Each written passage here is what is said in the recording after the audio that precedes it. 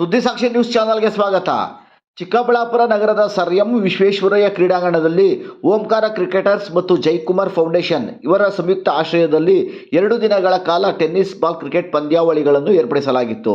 Cricket ಪಂದ್ಯಾವಳಿಗಳನ್ನು batting ಮಾಡುವ ಮೂಲಕ ಉದ್ಘಾಟನೆ ನೆರವೇರಿಸಿದ ಜೈಕುಮಾರ್ ಫೌಂಡೇಶನ್ ಅಧ್ಯಕ್ಷ ಡಾಕ್ಟರ್ ಜೈಕುಮಾರ್ ಅವರು ಮಾತನಾಡುತ್ತಾ, ಕ್ರೀಡೆಗಳಲ್ಲಿ ಸೋಲು ಗೆಲುವು ಒಂದು ಭಾಗವಷ್ಟೇ. ಕ್ರೀಡಾಪಟುಗಳು ಸೋಲು ಗೆಲುವನ್ನು ಸಮಚಿತ್ತದಿಂದ ಸ್ವೀಕರಿಸಬೇಕು.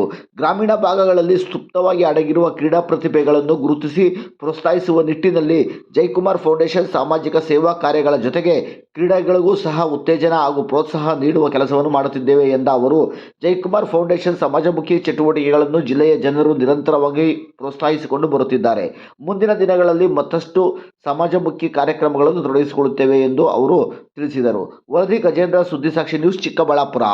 ಗ್ರಾಮೀಣ ಪ್ರದೇಶ ಈಗ ಜನವರಿಯಿಂದ ಶುರು ಮಾಡ್ತೀನಿ ಸರ್. ಯಾಕಂದರೆ ನಮ್ಮ ಜಿಲ್ಲೆಯಲ್ಲಿ, ನಮ್ಮ ತಾಲೂಕಿನಲ್ಲಿ, ಎಸ್ಪೆಷಲಿ ಚಿಕ್ಕಬಳ್ಳಾಪುರ ತಾಲೂಕಿನಲ್ಲಿ ಗ್ರಾಮೀಣ ಭಾಗದಲ್ಲಿ ಭಾಳಷ್ಟು ಸಮಸ್ಯೆಗಳನ್ನ ನಾನು ಕಂಡಿದ್ದೀನಿ.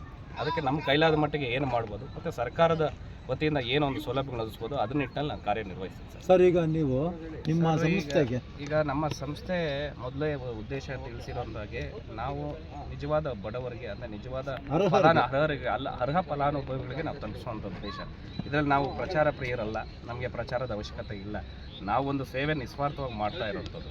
ಪ್ರತಿಯೊಂದನ್ನು ನಾವು ಪ್ರಚಾರ ಮಾಡಿಕೊಂಡ್ರೆ ಅಲ್ಲಿ ನಿಸ್ವಾರ್ಥ ಅನ್ನೋ ಪದಕ್ಕೆ ಅರ್ಥ ಇರಲ್ಲ ಸರ್. ಸೊ ನಾವು ಒಂದು ದೇವರ ಆಶೀರ್ವಾದದಿಂದ, ನಮ್ಮ ಗುರು ಹಿರಿಯರ ಆಶೀರ್ವಾದದಿಂದ ಸೇವೆನ ನಿರಂತರವಾಗಿ ಮುಂದುವರ್ಸ್ಕೊಂಡು ಬಂದಿದ್ದೀವಿ. ಈಗಾಗಲೇ ತಿಳಿಸಿದಂಗೆ 15 ವರ್ಷದಿಂದ ನಾವು ನಡೆಸ್ಕೊಂಡು ಬಂದಿದ್ದೀವಿ ಸಾಮಾಜಿಕ ಸೇವೆ.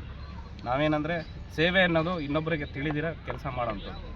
ಅವಾಗ ಅದು ನಿಸ್ವಾರ್ಥ ಸೇವೆ ಅಲ್ಲ. ಫಲಾನುಭವಿಗಳು ಕೂಡ ಗುರುತಿಸಿ ಮಾತಾಡಿ, ಸರ್ ನಿಮ್ಮಿಂದ ಭಾಳ ಅನುಕೂಲ ಆಯಿತು, ಇವತ್ತು ಚೆನ್ನಾಗಿದ್ದೀವಿ, ಏನೇ ಇದ್ರೂ ನಿಮಗೆ ತಿಳಿಸ್ತೀವಿ ಅಂತಾರೆ. ಅವರು ಕೂಡ ಭಾಳ ಫಲಾನುಭವಿಗಳು ಕೂಡ ಒಳ್ಳೆಯ ಒಂದು ಆರೈಕೆ ಮಾಡ್ತಾರೆ ಸರ್. ಅದು ನಮಗೆ ಖುಷಿ ಆಗುತ್ತೆ. ಅವ್ರ ಆಶೀರ್ವಾದ, ಈಗ ಹಿರಿಯರಾಗಿದ್ದರೆ ನಮ್ಮಿಂದ ಫಲಾನುಭವಿಗಳು ಏರಿದ್ದಾರೆ, ಹಿರಿಯರು, ಅವ್ರ ಆಶೀರ್ವಾದ ನಮಗೆ ಶ್ರೀರಕ್ಷೆ ಸರ್. ಅದಕ್ಕಿಂತ ಇನ್ನೇನು ನಾನು ದೊಡ್ಡ ಮಾತು ಹೇಳೋಕ್ಕಾಗಲ್ಲ. ಮುಂದಿನ ದಿನಗಳಲ್ಲಿ ನೀವೇನು ರಾಜಕಾರಣಕ್ಕೆ ಬರೋ ಸಾಧ್ಯತೆ ಇದೆಯಾ ಸರ್?